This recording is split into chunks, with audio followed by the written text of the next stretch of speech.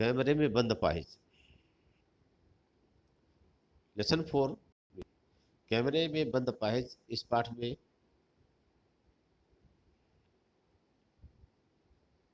दूरदर्शन द्वारा या टेलीविजन द्वारा जो व्यावसायिक मापदंड अपनाए गए हैं, वहाँ पर मानवीय जीवन मूल्यों को, मानवीय संवेदनाओं को तिलांजलि दी गई है। इस विषय वस्तु को केंद्रित करके ये कविता लिखी गई है और इसके कवि है रघुवीर सहाय। रघुवीर सहाय जी का जन्म लखनऊ उत्तर प्रदेश में 1929 में हुआ था और इनकी मृत्यु 1990 में दिल्ली में हुई।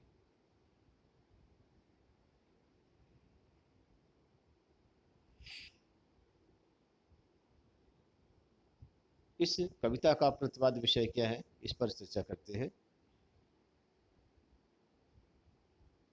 देखिए, ये कविता जो है इनकी, रघुवीर सहाय जी की, जो लोग भूल गए हैं, इस काव्य संग्रह से ली गई है। इस कविता में कवि ने शारीरिक रूप से चुनौती झेल रहे व्यक्ति की पीड़ा के साथ साथ दूर संचार माध्यमों के चरित्र को भी रेखांकित किया है।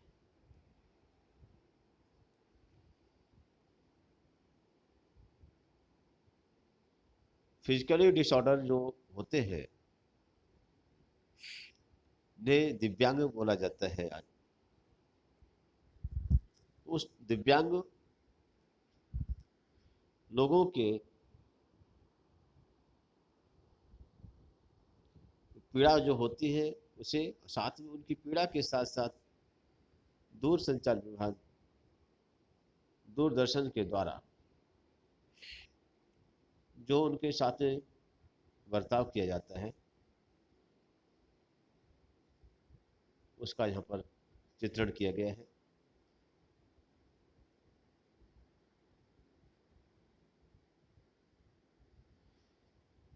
कवि का मानना है कि किसी की पीड़ा को, दर्द को आम जन तक पहुंचाने के लिए, दर्शक वर्ग तक पहुंचाने के लिए उस पीड़ा के प्रति हमें स्वयं संवेदनशील होना चाहिए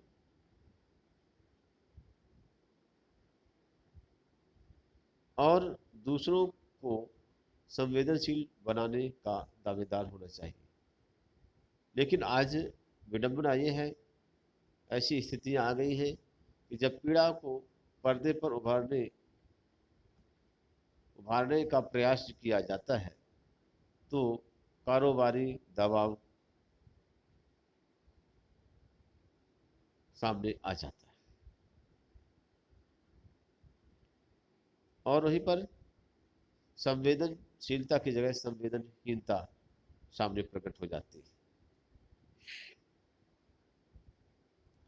यह कविता टेलीविजन स्टूडियो के भीतर की दुनिया को समाज के सामने प्रकट करता है, साथ ही उन सभी व्यक्तियों की तरफ इशारा करते हैं जो दुख, दर्द, यातना, वेदना आदि को भी बेचना चाहते हैं।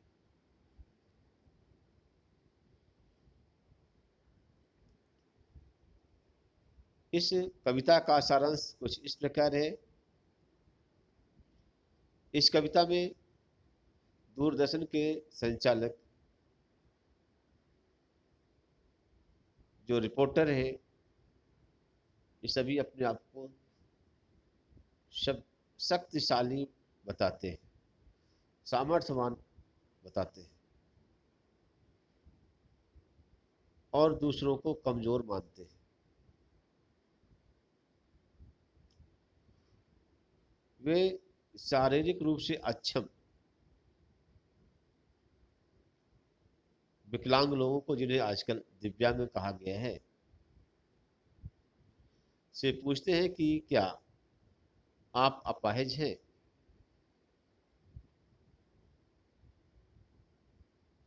आप अपाहिज क्यों हैं? आपको इससे क्या दुख होता है?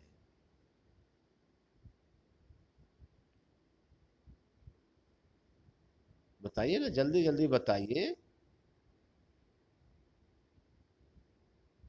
क्योंकि समय नहीं है।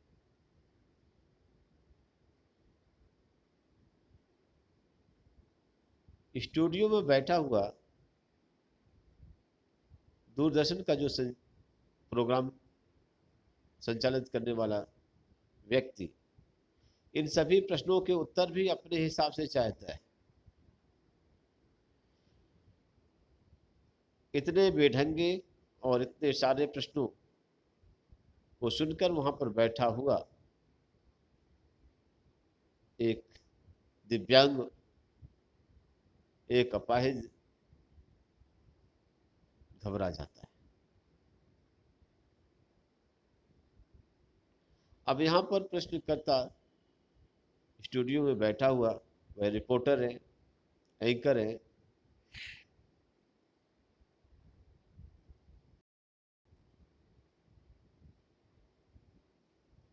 वह अपने प्रोग्राम को ज़्यादा अट्रैक्टिव बनाने के लिए उस बेचारे दिव्यांग को रुलाने की कोशिश करता है,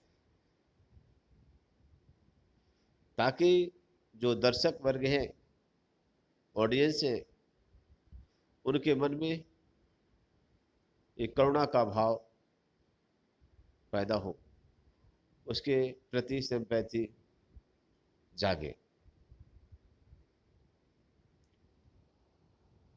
इससे उसका उद्देश्य पूरा हो जाएगा।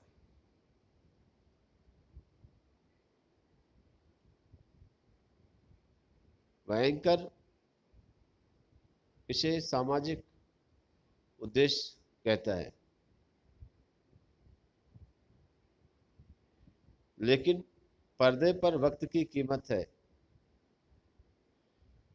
यह वाक्य आते ही उसके व्यापार की पोल खुल जाती है।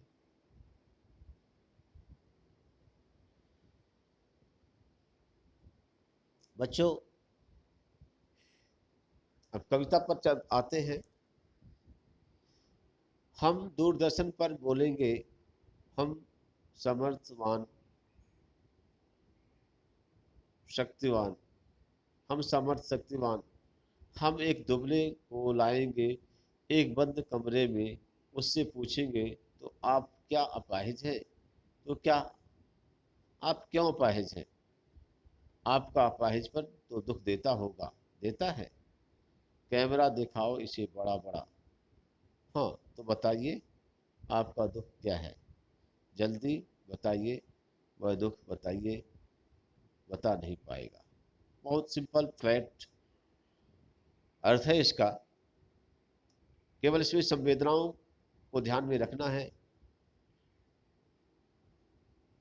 दूर स्टूडियो में बैठा हुआ एंकर, संचालन वहाँ पर प्रोग्रामर जो होता है, वो कहता है कि हम दूरदर्शन के संचालक है, दूर रिपोर्टर हैं, तो हम क्या है, सामर्थ्यवान है, शक्तिवान है।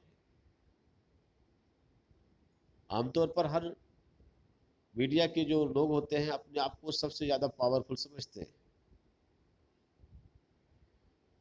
इस मानसिकता को कवि ने यहाँ पर प्रकाशित करने का प्रयास किया है और बता रहे हैं कि वो अपने प्रोग्राम के दौरान पर एक किसी कमजोर आदमी को लाएंगे, एक स्टूडियो में एक कमरे में बंद करके उसी में बैठा करके, और उससे एक प्रोग्राम बनाएंगे। और प्रोग्राम में खास तौर पर क्या है, उससे विकलांग है वो, तो उससे प्रश्न पूछा जाएगा कि क्या आप अपाहिज हैं? तो आप अपाहिज क्यों हैं? तीसरा प्रश्न, आपका अपाहिजपन तो दुख देता होगा, देता है। मतलब ऐसे बेहूदे प्रश्न पूछे जाएंगे।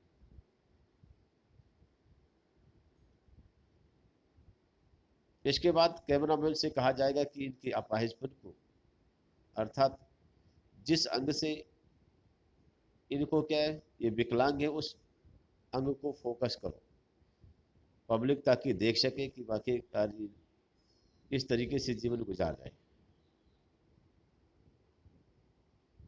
राइटर का मानना है, कवि का मानना यहाँ पर यह है कि जब इस तरीके से प्रश्न उस दिव्यांग व्यक्ति से पूछा जाएगा तो इतने सारे प्रश्न और इतने बेहूदे प्रश्न सुन करके, बेढंगे प्रश्न सुन करके वह इनको क्या है, उत्तर इनका नहीं दे पाएगा। और इसके बाद वो अपना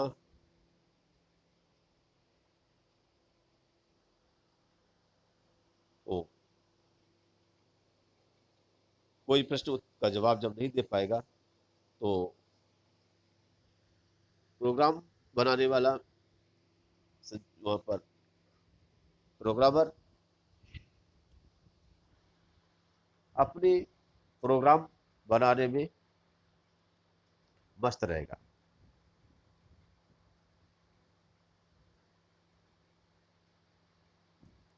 तो यहाँ पर बच्चों, जैसे मैंने बताया कि यहाँ मीडिया के लोगों की मानसिकता को दर्शाने का प्रयास किया गया है। मीडिया के लोग अपने आप को सबसे पावरफुल समझते हैं।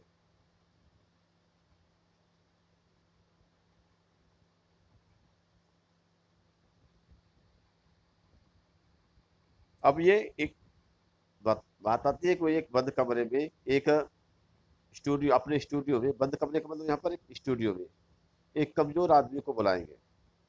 वो तो अपने आप को पावरफुल समझते हैं, तो दूसरा कौन है, कमजोर कहलाएगा। और उससे प्रश्न प्रश्न पूछे जाएंगे कि क्या आप अपाहिज हैं, यदि हैं तो आप क्यों अपाहिज हैं, क्या आपका अपाहिजपन आपको दुख देता है। ऐसे बेतुके प्रश्नों से अपाहिज आदमी उनके प्रश्नों का उत्तर नहीं दे पाएगा, जिसकी वजह से वह चुप रहेगा। इसी बीच वह प्रश्नकर्ता, रिपोर्टर है, अपने कैमरामैन से कहेगा इस अपाहिज को स्क्रीन पर बड़ा बड़ा करके दिखाओ, इसके उस पार्ट को मत दिखाओ, शरीर के अंग को जिससे क्या ये अपाहिज है। उससे पूछा जाएगा भाई आपको कष्ट क्या है, आप अपने दुख को जल्दी जल्दी बताइए। तो यहाँ पर वह अपाहिज उस एंकर के प्रश्नों का उत्तर नहीं दे पाएगा। क्यों नहीं दे पाएगा? क्योंकि उसे ये सभी प्रश्न मजाक जैसे लगते हैं। भाई ऐसे बेहूदे प्रश्न जो उससे पूछे जा रहे हैं। इस काव्यांश का विशेष क्या है कि मीडिया की मानसिकता का पर करारा व्यंग किया गया है। काव्यांश में नाटकीयता है, भाषा सहज व सरल है, व्यंजना शब्द शक्ति का प्रयोग किया गया है। व्यंजना शब्द शक्ति तीन प्रकार की होती है। भाई देखिए, शब्द में भी शक्ति होती है। आप बोलेंगे, किसी से कहेंगे कि रानी बेटी पानी पिला, तो रानी कहोगे तो आप क्या हो, पानी क्या आपको नाश्ता तक लेकर के चली आएगी। और अगर आपने कह दिया कि कानी बेटी पानी पिला, तो आपको क्या है, गालियां देगी, घर से भगा देगी दरवाजे से। तो बात को कहने का ढंग जो होता है तीन तरीके से होता है। जब सिंपल वे पर किसी बात को कह दिया जाता है वो अभिधा है। जब लच्छेदार बातें कही जाते हैं तो लक्षणा शब्द शक्ति होते हैं। और जब व्यंग में कहा जाता है तो व्यंजना शब्द शक्ति होती है। यहाँ पर व्यंग में कहा गया है, इसलिए व्यंजना शब्द शक्ति है।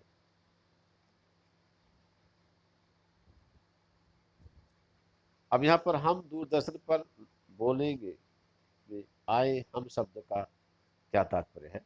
हम से मतलब यहाँ पर क्या है, संचालक से है, दूरदर्शन में जो संचालन करते हैं उससे। हम अपाहिज से क्या प्रश्न पूछेगा कि अपाहिज है आप, क्या आप अपाहिज हैं, आप अपाहिज क्यों हैं, आपको यह अपाहिजपन दुख देता होगा, देता है। प्रश्न पूछने पर अपने उद्देश्य में कितना सफल हो पाता है और क्यों। प्रश्न पूछने वाला जो अपने उद्देश्य पर सफल तो नहीं हो पाता, क्योंकि उसके बेतुके के प्रश्न,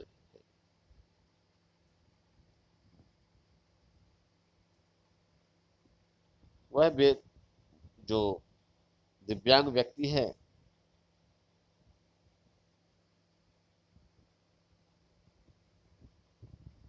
वह उन प्रश्नों को सुनकर शांत हो जाता है, जबकि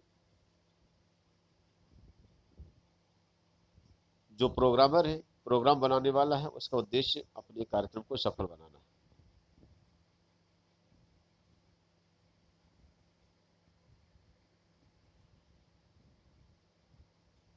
वही कार्यक्रम को सफल बनाना, लोकप्रिय बनाना, यहाँ उस दूरदर्शन की सोच है। और वही उस अपाहिज को ये बातें सभी बेतुकी लगती है। तो जैसे इसमें दिया गया है कि अपाहिज से पूछे गए प्रश्न बेतुके व निरर्थक हैं, ये अपाहिज के वजूद को झकझोर देते हैं तथा उसके स्वाभिमान को ठेस पहुंचती है, इसलिए वो चुप रहता है। और इसलिए क्या है, जो भी एंकर है, जो भी प्रोग्रामर है, वह अपने उद्देश्य में सफल नहीं हो पाता।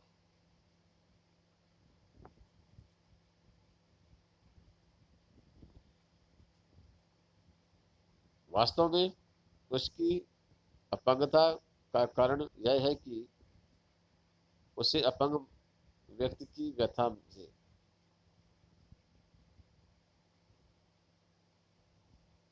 यहाँ पर जो कार्यक्रम है उसकी कार्यक्रम क्यों फ्लॉप हो रहा है, क्यों असफल हो रहा है, इसलिए असफल हो रहा है कि वास्तव में जो प्रोग्रामर है उसमें उसकी जो भी दिव्यांग व्यक्ति की प्रॉब्लम से उससे कोई वास्ता नहीं है, मात्र उसका उद्देश्य लोकप्रियता को पाना है। फिर अगला क्वेश्चन है, प्रश्नकर्ता कैमरे वाले को क्या निर्देश देता है और क्यों। तो प्रश्नकर्ता कैमरे वाले से कहता है कि अपंग आदमी की तस्वीर को बड़ी करके दिखाओ ताकि आम आदमी, आम जनता की सहानुभूति उस व्यक्ति के साथ हो जाए और उनका कार्यक्रम सफल हो जाए। आगे है, सोचिए, बताइए आपको अपाहिज होकर कैसा लगता है, कैसा यानी कैसा लगता है। हम खुद इशारे से बताएंगे कि क्या ऐसा, सोचिए, बताइए, थोड़ी कोशिश करिए, यह अवसर खो देंगे। आप जानते हैं कि कार्यक्रम रोचक बनाने के वास्ते हम पूछ पूछ कर उसको रुला देंगे, इंतजार करते हैं, आप भी उसके रो पड़ने का करते हैं। यहाँ पर कवि कहता है कि उस दिव्यांग व्यक्ति, उस अपंग व्यक्ति, उस विकलांग व्यक्ति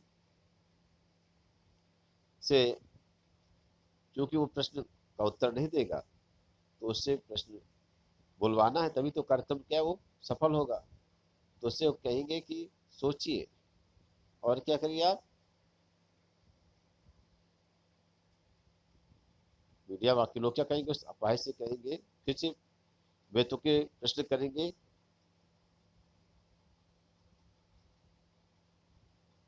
कि आपको सोचो और आप बताइए, कि आप सोचिए और बताइए कि अपाहिज होकर के आपको कैसा लगता है।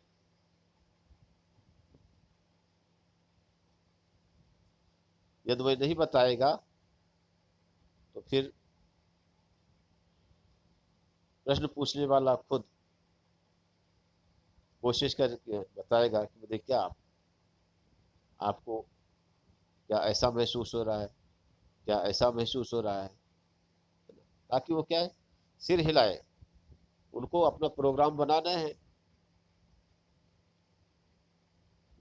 और फिर वो प्रश्न करने की कोशिश करिए, आप अपने ढंग से बताने की कोशिश करिए।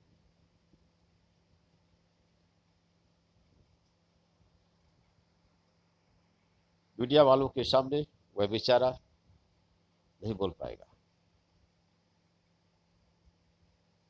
तब वो कहेंगे कि आप बहुत बड़ा, आपको एक मौका दिया गया है ना, एक प्लेटफॉर्म हम दे रहे हैं, इतना सुंदर मौका जो आप जो तो खो रहे हैं।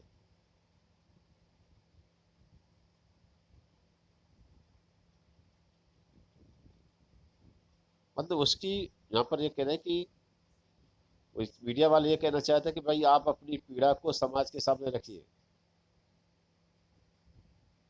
और हम आपको उस पीड़ा को समाज के सामने क्या है, रखवाना चाह रहे हैं।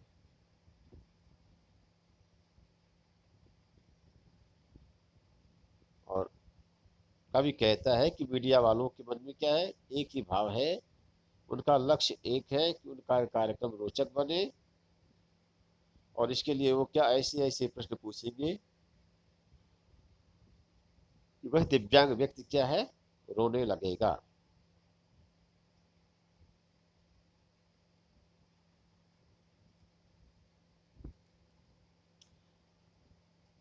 और वे भी क्या है, समाज भी, दर्शक भी क्या है, उस दिव्यांग व्यक्ति को देख करके रोने लगे। ऐसे उनकी, ऐसे करुण स्थिति बनाने का प्रयास दूरदर्शन का रहता है।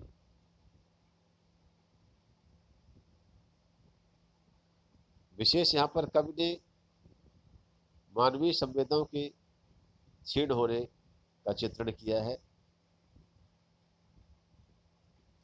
यहाँ पर दूरदर्शन के कार्यक्रम निर्माताओं पर करारा व्यंग किया गया है।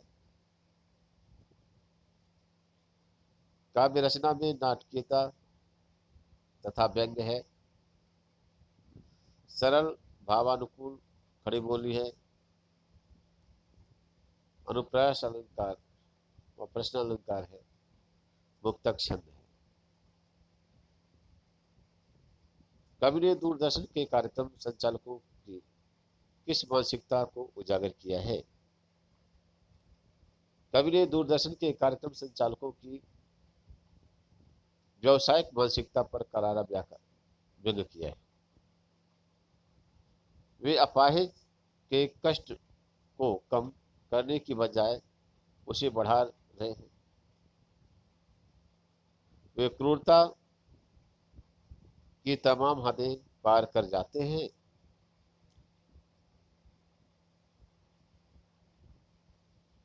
अगला क्वेश्चन है, संचालकों द्वारा अपाहिज को संकेत में बताने का उद्देश्य क्या है? संचालक द्वारा संकेत में अपाहिज को बताने का उद्देश्य ये है कि वो अपना दर्द इस प्रकार बताए जैसा वे चाहते हैं। यहाँ पर्दे पर उनको क्या है, उस अपंग व्यक्ति के उस दर्द से कोई मतलब नहीं है। यहाँ दर्द किसी का है और उसे अभिव्यक्त करने का तरीका कोई और बता रहा है। किसी भी तरह उन्हें अपना कार्यक्रम रोचक बनाना है, यही उनका एकमात्र उद्देश्य है। नहीं तो कोई प्रोग्राम बनाने वाले को क्या लेना देना है? ये क्या जाने, वो क्या जाने कि एक अपाहिज व्यक्ति की पीड़ा कैसे होती है। जाके पाँव न फटी बीमारी सो का जाने पीर पर आई। जिसके पैर में बीमारी नहीं फटती तो दूसरे उसके दर्द को क्या जानेगा। जो विकलांग नहीं है उसके दर्द को कैसे समझेगा। उसके दर्द को तो विकलांग ही अपने ढंग से सच्चाई से व्यक्त कर सकता है। लेकिन क्या है, प्रोग्राम बनाने वाला व्यक्ति जो है वो चाहता है कि हमारे आधार पर ये उत्तर दे। आगे है, दर्शकों की मानसिकता क्या है? तो दर्शकों की मानसिकता है कि वे किसी की पीड़ा के चरम रूप का आनंद लेते हैं। वे भी संवेदनहीन हो गए हैं, क्योंकि उन्हें भी अपंग व्यक्ति के रोने का इंतजार रहता है।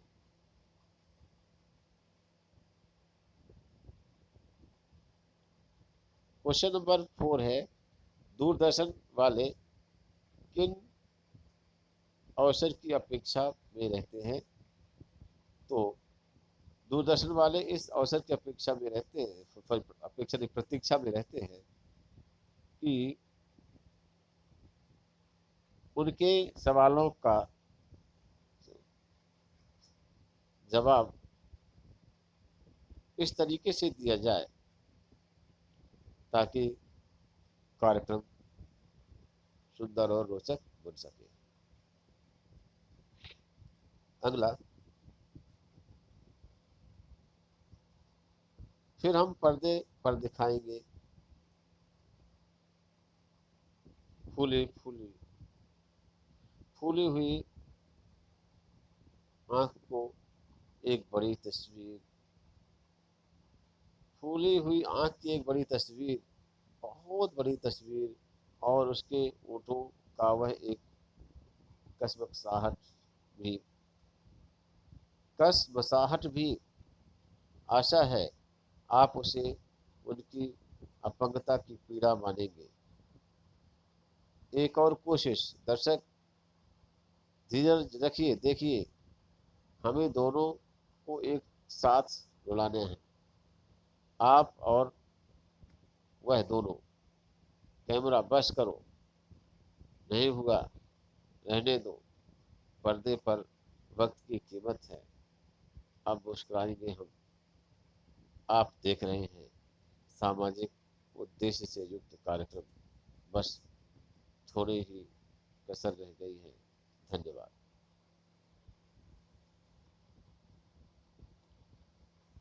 देखिए, यहाँ पर राइटर ने यह बताने का प्रयास किया कि तेरे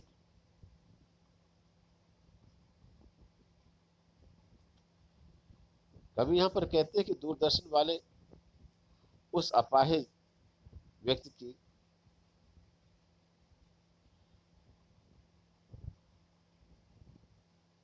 उस दुर्गति कर डालते हैं, मतलब उनका मानसिक शोषण करते हैं।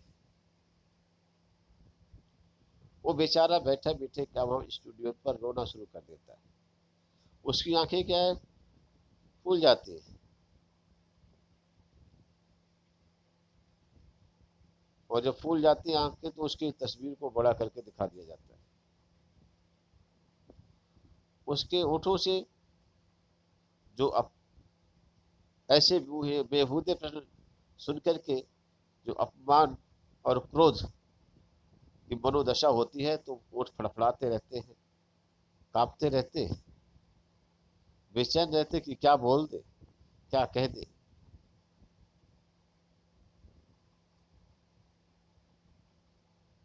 लेकिन वो बोल नहीं पाते।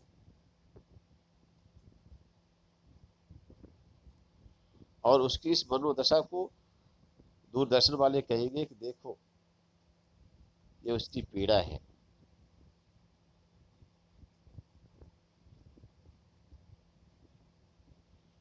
वे कोशिश करेंगे दूरदर्शन वाले कि इसे देख करके जो देखने वाले दर्शक हैं वो भी रोना शुरू कर दें।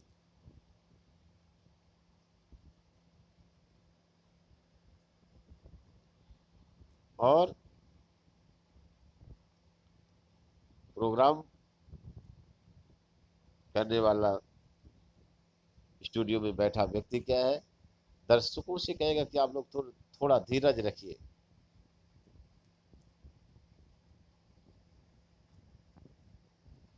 उनका उद्देश्य उस अपाहिज को और उन दर्शकों को एक साथ रुलाना होता है।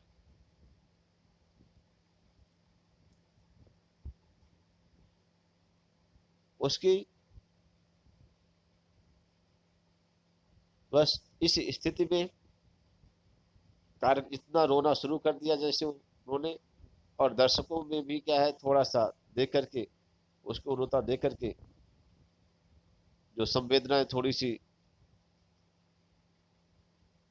जागने की कोशिश जहां हुई, वहीं पर क्या है, प्रोग्राम को बंद कर दिया जाता है।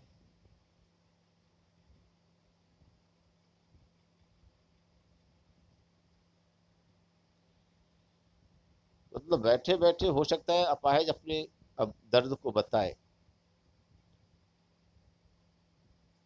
तो वह अपनी पूरी बात को, अपने दर्द को व्यक्त नहीं कर पाता, इसके पहले ही कैमरा बंद करने का निर्देश दे दिया जाता है और एंकर बोल पड़ता है कि नहीं, अब हमारे पास समय का अभाव है, अब इस कार्यक्रम को यहीं पर रोकते हैं, बंद करते हैं।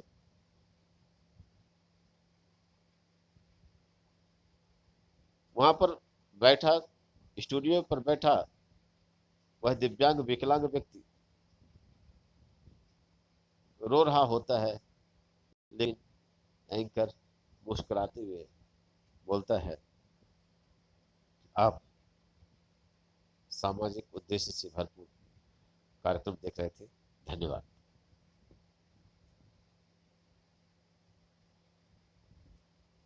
थोड़ी सी कसर रह गई है, थी मतलब थोड़ा सा समय नहीं है, समय होता तो इससे माफ करिएगा, समय का अभाव है, अब हमें अपने कार्यक्रम को यहीं पर रोकना पड़ेगा, धन्यवाद। मुस्कुराते हुए वह एंकर ऐसा बोल देगा और कार्यक्रम यहीं पर समाप्त हो जाएगा। यहाँ कवि ये बताना चाहता है कि मात्र अपने कार्यक्रम को बनाने का उद्देश्य जो था उस दूरदर्शन का, बस उसी कार्यक्रम को बनाने के उद्देश्य में वो लगे रहते हैं, उस अपाहिज से उनका कोई लेना देना नहीं रहता।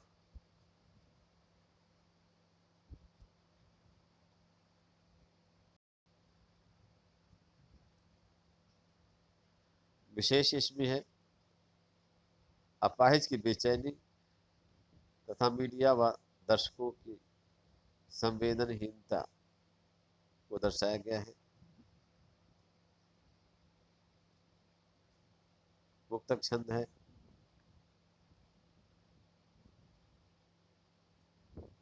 पर्दे पर में अनुप्रास अलंकार है, व्यंगपूर्ण है।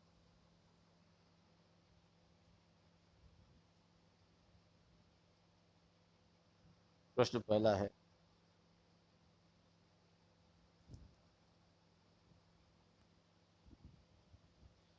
कार्यक्रम संचालक पर्दे पर फूली हुई आंख की तस्वीर क्यों दिखाना चाहता है?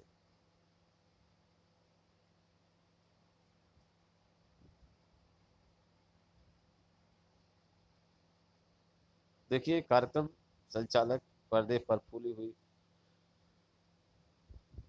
आंख की बड़ी बड़ी तस्वीर इसलिए दिखाना चाहता है ताकि वह लोगों को उनके कष्ट के बारे में बढ़ा चढ़ा करके बता सके। इससे वह अपने कार्यक्रम को और ज्यादा प्रभावी बना सकेगा और उसका उस कार्यक्रम बनाने का उद्देश्य पूरा हो सकेगा। इसलिए वो वह पर्दे पर फूली हुई आंखों की तस्वीर दिखाने की कोशिश करता है। एक और कोशिश इस पंक्ति का क्या आशय है? एक और कोशिश कैमरामैन व कार्यक्रम संचालक कर रहे हैं कि अपाहिज को रोती हुई पोजीशन में मुद्रा में दिखा करके अपने कार्यक्रम को लोकप्रिय बनाए।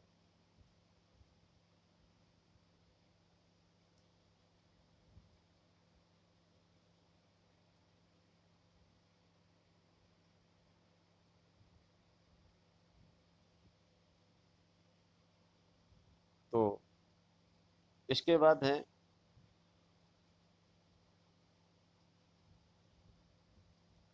कार्यक्रम संचालक अपाहिज और दर्शकों को एक साथ क्यों रुलाना चाहता है? तो इसलिए दोनों को एक साथ रुलाने के पीछे उसका जो उद्देश्य है कि उनका कार्यक्रम, दूरदर्शन का कार्यक्रम सामाजिक उद्देश्य से युक्त है।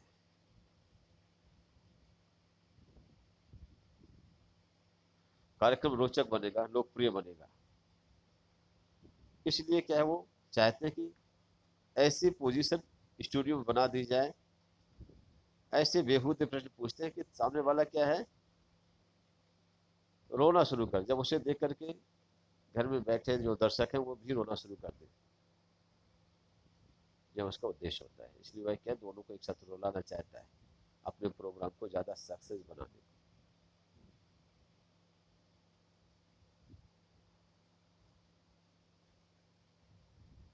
देखिए, जब संचालक किन बातों पर मुस्कुराता है, उसकी मुस्कुराहट में क्या छिपा है? तो देखिए, संचालक जो होता है वह कार्यक्रम खत्म होने पर मुस्कुराता है। उसे अपने कार्यक्रम को समाप्त करने की खुशी है। उसे अपाहिज की पीड़ा से कोई संबंध नहीं।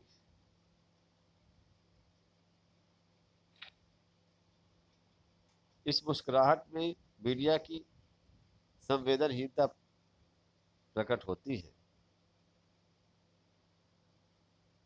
वह अपने प्रोटोकॉल के तहत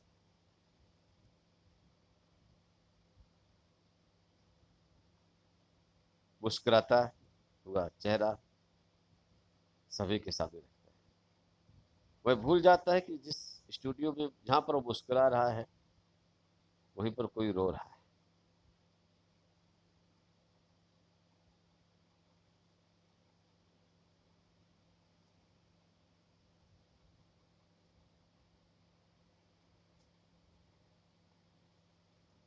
प्रश्नोत्तर में चलते हैं बच्चों। तो यहाँ पर है, कविता में कुछ पंक्तियां कोष्टक में रखी गई है। आपकी समझ में इसका क्या तात्पर्य है, क्या औचित्य है? देखिए, इस कविता में कुछ पंक्तियां जो तो ब्रोक उसमें ब्रैकेट में रखी गई है, कोष्टक में रखी गई, ब्रैकेट में रखी गई है। तो इन पंक्तियों पर से यही अर्थ निकलता है कि मीडिया के लोगों के पास संवेदनाएं नहीं है। यदि इन पंक्तियों को कवि नहीं लिखता तो कविता का मूल भाव स्पष्ट नहीं हो पाता। इसलिए कोष्टक में दी गई इन पंक्तियों के कारण से शारीरिक और मानसिक अपंगता का पता चलता है। कवि यह बताना चाहता है कि वहां पर उस स्टूडियो में जो बैठा हुआ व्यक्ति है वह तो शरीर से अपंग है, लेकिन स्टूडियो वाले, दूरदर्शन वाले तो मानसिक रूप से अपंग है।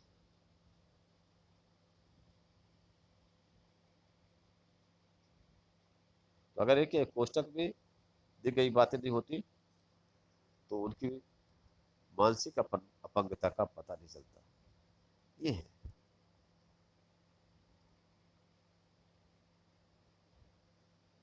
कविता का मूल भाव का पता नहीं चलता। मीडिया वाले क्या है, संवेदनहीन है, इस बात का कहीं पता नहीं चलता। अगला क्वेश्चन है, कैमरे में बंद अपाहिज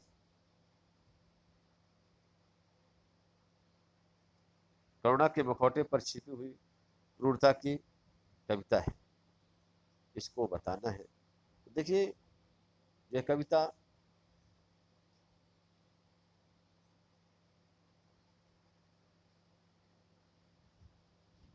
दिखावे के लिए तो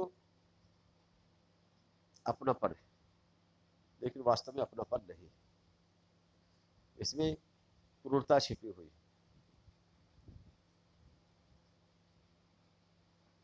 सामाजिक उद्देश्य के नाम पर अपाहिज व्यक्ति की पीड़ा को जनता तक पहुंचाया जाता है। यह कार्यक्रम ऊपर से बनाया जाता है,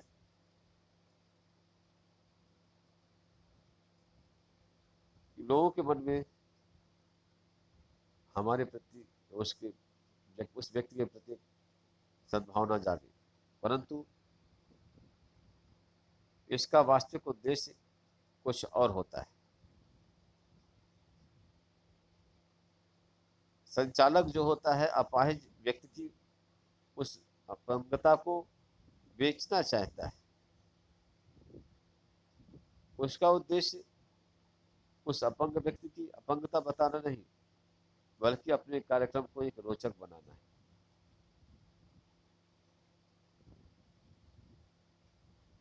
अपने कार्यक्रम को लोकप्रिय बनाना चाहता है, अपने चैनल को लोकप्रिय बनाना चाहता है।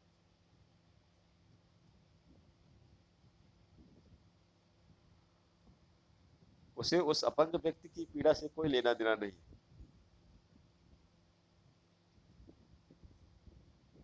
यह कविता यही बताती है कि दूरदर्शन पर दिखाए जाने वाले इस तरह के कुछ प्रोग्राम जो होते हैं वो, वो कारोबारी ज्यादा होते हैं, संवेदनाशील नहीं होते। संवेदनशील क्या, एक दिखावा होता है।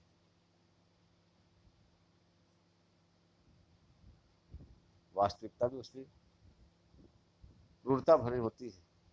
उन लोगों को उस व्यक्ति की उस दीनहीन अवस्था से कोई वास्ता नहीं रहता। अगला क्वेश्चन है, हम समर्थ, शक्तिमान और हम एक दुर्बल को लाएंगे। पंक्ति में के माध्यम से कवि ने क्या व्यंग किया है? तो यहाँ पर इस पंक्ति के माध्यम से कवि ने यह व्यंग किया है कि मीडिया वाले अपने आप को समर्थवान शक्तिवान समझते हैं। भाई वो किसी की करुणा को पर्दे पर दिखा करके पैसा कमा सकते हैं। वे एक दुर्बल अपाहिज को लोगों के सामने प्रस्तुत कर सकते हैं, ताकि लोगों से उनको सहानुभूति मिल सके, वो प्रसिद्धि पा सके। मीडिया वाले अपने आप को सामर्थ्यवान इसलिए भी मानते हैं कि वो किसी भी व्यक्ति की किसी भी छोटी सी बात को क्या है, ज्यादा से ज्यादा हाईलाइट कर सके। वो अपराधी को निर्दोष और निर्दोष को अपराधी बताने के सामर्थ्य रखते हैं। ऐसी मानसिकता बनाने में सामर्थ्यवान अपने आप को समझते हैं।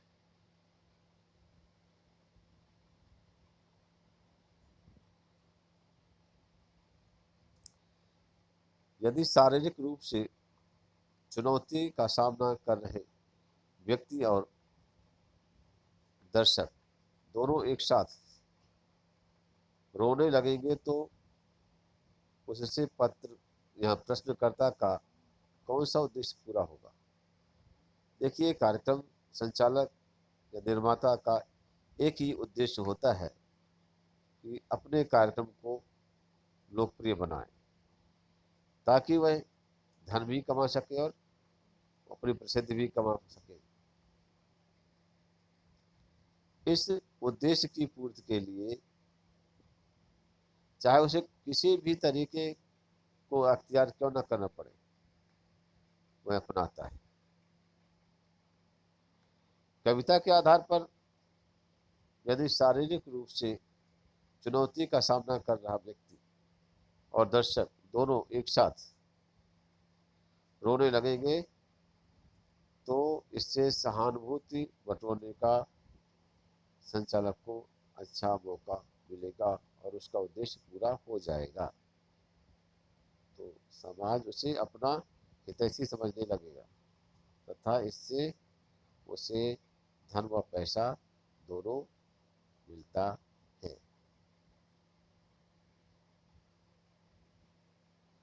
अंतिम क्वेश्चन है, पर्दे पर वक्त की कीमत है कहकर कवि ने पूरे साक्षात्कार के प्रति अपना नजरिया किस प्रकार से रखा है। कवि यह बताना चाहता है कि मीडिया के लोग सहानुभूति अर्जित करना चाहते हैं। वे चाहते हैं कि अपंग व्यक्ति के साथ साथ जो देखने वाले लोग हैं वो भी रोने लगे, लेकिन वे इस रोने वाले दृश्य को ज़्यादा देर तक नहीं दिखाना चाहते, क्योंकि ऐसा करने से उनका पैसा बर्बाद हो जाएगा। समय के और पैसे की बर्बादी उनको बिल्कुल पसंद नहीं। ओके स्टूडेंट्स, तो ये चैप्टर हुआ 4 आपका कंप्लीट हुआ। थैंक्स।